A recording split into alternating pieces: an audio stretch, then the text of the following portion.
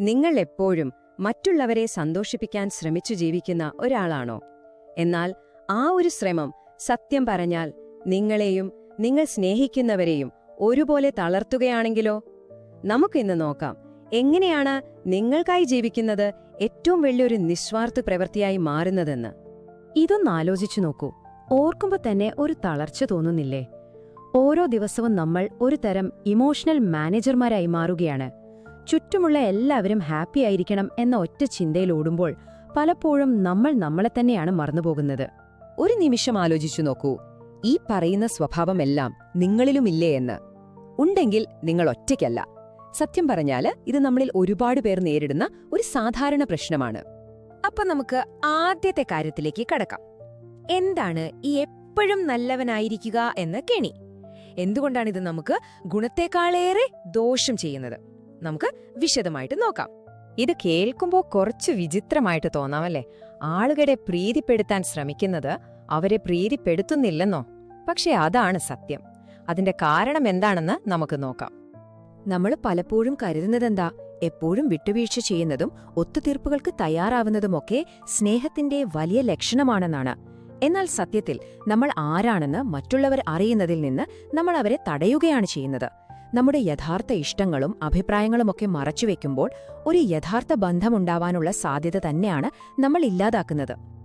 നമ്മൾ വിശ്വസിക്കുന്നതും യഥാർത്ഥ്യവും തമ്മിൽ വലിയൊരു വ്യത്യാസമുണ്ട്. നമ്മൾ വിചാരിക്കുന്നത് ആളുകളെ പ്രീതിപ്പെടുത്തിയാൽ, അവർ പറയുന്നതിനെല്ലാം യോജിച്ചാൽ അവർക്ക് നമ്മളെ ഇഷ്ടപ്പെടുമെന്നാണ്. എന്നാൽ യാഥാർത്ഥ്യം അതല്ല.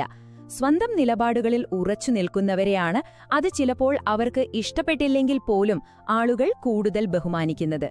ഓർക്കുക, യഥാർത്ഥ കരുതൽ എന്ന് പറയുന്നത് വിധേയത്വമല്ല, സത്യസന്ധതയാണ്. അപ്പോ ഇത് നമ്മളെ വളരെ പ്രധാനപ്പെട്ട ഒരു ചോദ്യത്തിലേക്കാണ് കൊണ്ടുവരുന്നത്. സ്വാർത്ഥത എന്ന് പറയുന്നത് എപ്പോഴും ഒരു മോശം കാര്യമാണോ? ആ ഒരു ആശയത്തെ നമുക്കൊന്ന് മാറ്റി ചിന്തിച്ചു നോക്കിയാലോ? ഇതൊന്ന് ആലോചിച്ചു നോക്കിക്കേ. നമ്മൾ ഇത്രയും കാലം പഠിച്ചു വെച്ചതിനെല്ലാം നേരെ വിപരീതമാണ് ഈ ചോദ്യം, അല്ലേ? സ്വന്തം കാര്യം നോക്കുന്നത് എങ്ങനെയാണ് മറ്റുള്ളവർക്ക് ഗുണകരമായി മാറുന്നത്? ഈ ഒരു വിരോധാഭാസമാണ് നമ്മൾ അടുത്തതായി മനസ്സിലാക്കാൻ പോകുന്നത്. ഈ ആശയം മനസ്സിലാക്കാൻ നമുക്കൊരു ടോർച്ചിനെക്കുറിച്ച് ചിന്തിക്കാം. മറ്റുള്ളവരെ പ്രീതിപ്പെടുത്താൻ എപ്പോഴും ശ്രമിക്കുന്നതെന്ന് പറയുന്നത് ബാറ്ററി തീരാറായ ഒരു ടോർച്ച് പോലെയാണ്. കയ്യിലുള്ള അവസാനത്തെ ഊർജവും ഞെക്കിപ്പിഴിഞ്ഞ് മറ്റുള്ളവർക്ക് വേണ്ടി നമ്മൾ നൽകുന്നു. എന്നാൽ നിങ്ങൾക്കായി ജീവിക്കാൻ തുടങ്ങുമ്പോൾ അതൊരു ഫുൾ ചാർജുള്ള ടോർച്ച് പോലെയാണ്. നിങ്ങളുടെ പ്രകാശം യാതൊരു പ്രയാസവുമില്ലാതെ മറ്റുള്ളവരിലേക്കും എത്തും. ഇത് നമ്മൾ വിമാനങ്ങളിലൊക്കെ കേൾക്കുന്ന ഒരു അറിയിപ്പ് പോലെയാണ്. ഓക്സിജൻ മാസ്ക് ആദ്യം സ്വയം ധരിക്കുക, എന്നിട്ട് മറ്റുള്ളവരെ സഹായിക്കുക. അതുപോലെ നമ്മുടെ കപ്പ് ആദ്യം നിറയണം. നിങ്ങളുടെ കപ്പ് കാലിയാണെങ്കിൽ അതിൽ നിന്ന് മറ്റൊരാൾക്ക് നൽകാൻ ഒന്നും തന്നെ ഉണ്ടാവില്ല. എന്നാൽ നിങ്ങളുടെ കപ്പ് നിറഞ്ഞിരിക്കുമ്പോൾ അതിൽ നിന്നുള്ള സ്നേഹവും സന്തോഷവുമെല്ലാം സ്വാഭാവികമായി മറ്റുള്ളവരിലേക്കും കവിഞ്ഞൊഴുകും. എന്തൊരു ശക്തമായ ഒരു വാചകമാണിത്, അല്ലേ? നമ്മുടെ സമൂഹം എപ്പോഴും നല്ല മനുഷ്യരെ ആഘോഷിക്കുമ്പോൾ നമ്മുടെ ഉള്ളിന്റെ ഉള്ളിൽ നമ്മൾ ശരിക്കും ആഗ്രഹിക്കുന്നത് യഥാർത്ഥ മനുഷ്യരെ കാണാനാണ്. അവരുടെ എല്ലാ കുറവുകളോടും ശക്തികളോടും കൂടിയുള്ളവരെ. അപ്പൊ ശരി, നമ്മളിങ്ങനെ ആധികാരികമായി ജീവിക്കാൻ തുടങ്ങിയാൽ എന്ത് സംഭവിക്കും? നിങ്ങളുടെ യഥാർത്ഥ സ്വഭാവം പുറത്തുവരുമ്പോൾ അത് നിങ്ങളുടെ ബന്ധങ്ങളെ എങ്ങനെ കൂടുതൽ ആകർഷകമാക്കും എന്ന് നമുക്ക് നോക്കാം. നമ്മൾ ആകർഷകമായി കാണുന്ന ആളുകളുടെയുമെല്ലാം ഒരു രഹസ്യം ഇതാണ്: അവർക്ക് സന്തോഷിക്കാൻ മറ്റൊരാളുടെ അംഗീകാരമോ സഹായമോ ആവശ്യമില്ല. അവരുടെ സന്തോഷത്തിന്റെ ഉത്തരവാദിത്തം അവർ സ്വയം ഏറ്റെടുക്കുന്നു. അവർ അവരിൽ തന്നെ പൂർണ്ണരാണ്. ഈ ഒരു ആത്മവിശ്വാസമാണ് അവരെ ഇത്രയധികം ആകർഷകമാക്കുന്നത്. ഇവിടെയാണ് വലിയൊരു വ്യത്യാസം വരുന്നത്. മറ്റുള്ളവരെ പ്രീതിപ്പെടുത്താൻ ശ്രമിക്കുന്നവരുടെ ഊർജം ഒരുതരം കച്ചവടം പോലെയാണ്. ഞാൻ നിനക്കിത് ചെയ്താൽ നീ എനിക്ക് തിരിച്ചു സ്നേഹം തരുമോ? ഇത് ആളുകളെ നമ്മളിൽ നിന്ന് അകറ്റുകയാണ് ചെയ്യുന്നത്. എന്നാൽ ആധികാരികരായ ആളുകൾ ഒന്നും പ്രതീക്ഷിക്കാതെ നൽകുന്നു.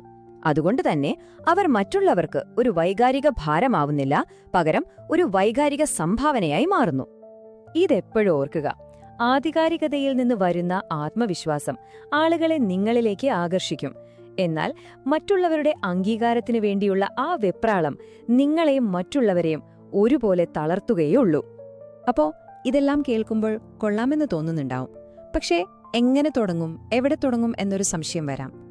ഈ മാറ്റം നിങ്ങളുടെ ജീവിതത്തിൽ കൊണ്ടുവരാൻ സഹായിക്കുന്ന കുറച്ചു വഴികൾ നമുക്ക് നോക്കാം. ഇതൊരു വലിയ പേഴ്സണാലിറ്റി മാറ്റമായിട്ടൊന്നും കണ്ടു പേടിക്കേണ്ട. ഇതൊരു യാത്രയാണ്. ഓരോ ദിവസവും നമ്മൾ എടുക്കുന്ന ചെറിയ ചെറിയ തീരുമാനങ്ങളിലൂടെയാണ് ഈ മാറ്റം സംഭവിക്കുന്നത്. തുടങ്ങാനായിട്ട് നമുക്ക് 3 കാര്യങ്ങൾ ചെയ്യാം. 1, നിങ്ങളായിരിക്കാൻ നിങ്ങൾക്ക് തന്നെ അനുവാദം നൽകുക. അതിന് മറ്റാരുടെയും സർട്ടിഫിക്കറ്റിനു വേണ്ടി കാത്തുനിൽക്കേണ്ട. 2, അതിരുകൾ നിശ്ചയിക്കാൻ പഠിക്കുക.